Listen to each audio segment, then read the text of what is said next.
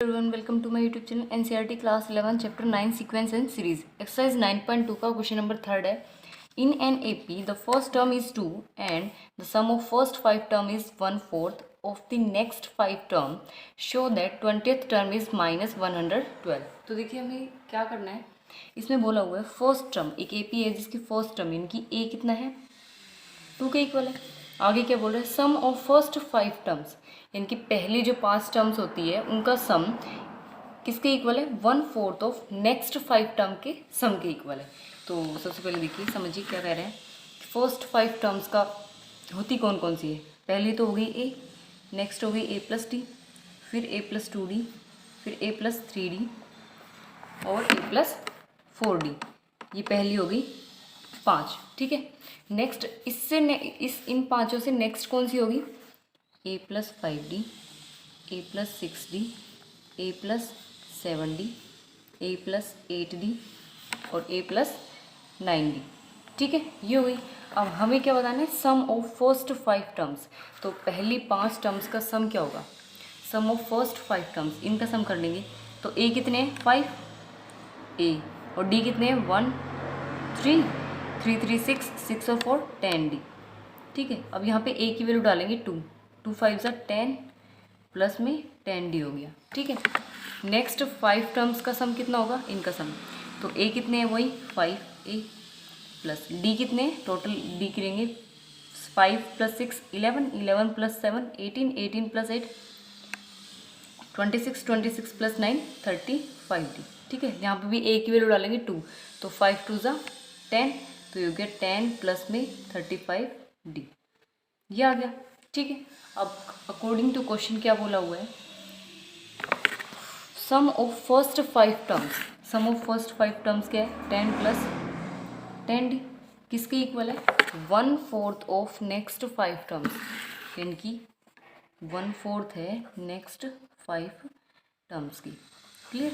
अब यहाँ से इसको सोल्व करेंगे D की वैल्यू निकालेंगे. 4 इधर डिवाइड कर रहा है इधर जाएगा दोनों से मल्टीप्लाई करेगा तो ये हो गया 40 + 40D = 10 + 35D. ठीक है.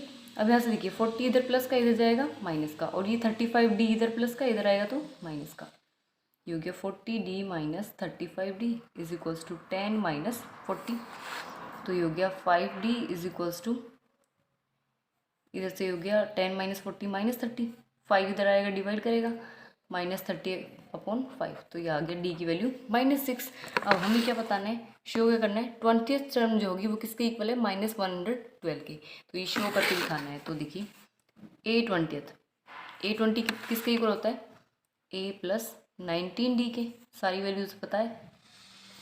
A है हमारे पास 2 19 मल्टीप्लाई D की वैल्यू है -6 तो A20 = 2 प्लस ये हो जाएगा 19 6 देखिए 19 6 हो जाएगा. ये माइनस का है ना -6 तो 14 माइनस का 114. ठीक है. तो ये हो गया 2 + -114 तो ये आ गया माइनस का 112. तो ये हमें शो करना था कि A20th है जो 20th टर्म है वो किसके इक्वल है -112 की. Hence prove. ये हो गया इसका आंसर. नेक्स्ट अब 4th क्वेश्चन है हमारे पास. देखिए हाउ मैनी यहाँ पे मैनी आएगा. How many terms of AP -6 -11/2 -5 up to so on are needed to give the sum -25. तो क्वेश्चन में बोल क्या रहा है देखिए कि एक AP है हमारे पास.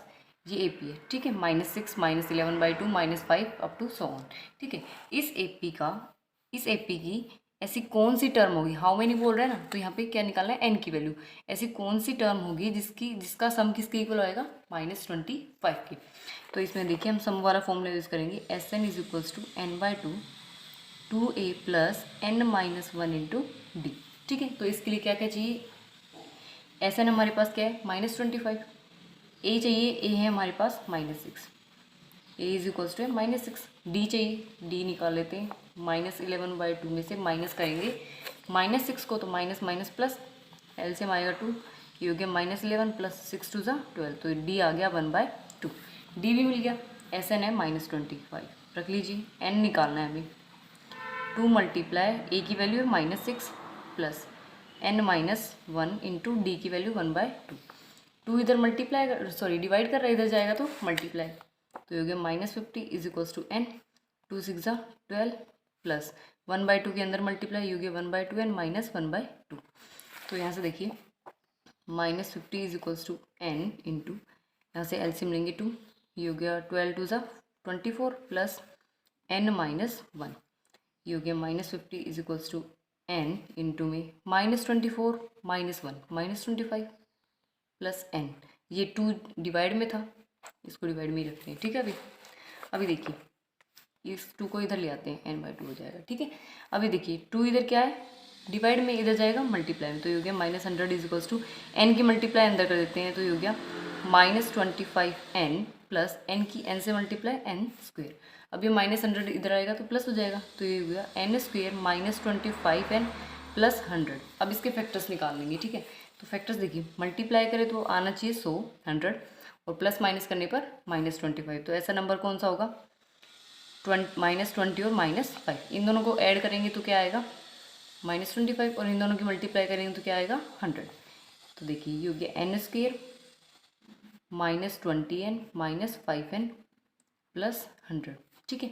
इन दोनों में कॉमन क्या है n, यहाँ से बचा n -20, इन दोनों में से क्या कॉमन आएगा -5, यहाँ से बचेगा n, यहाँ से बचेगा -20, तो ये हो गया n -20 n -5, तो ये हो गया n -20 equal to 0, n -5 equal to 0। तो एक वैल्यू मिलेगी 20 और एक वैल्यू मिलेगी 5, तो दो वैल्यूज़ मिलेगी यहाँ पे, एक तो मिली है 20 और एक मिली है 5, तो दो वैल्यूज़ जो होगी, ये हो गया इसका आंसर।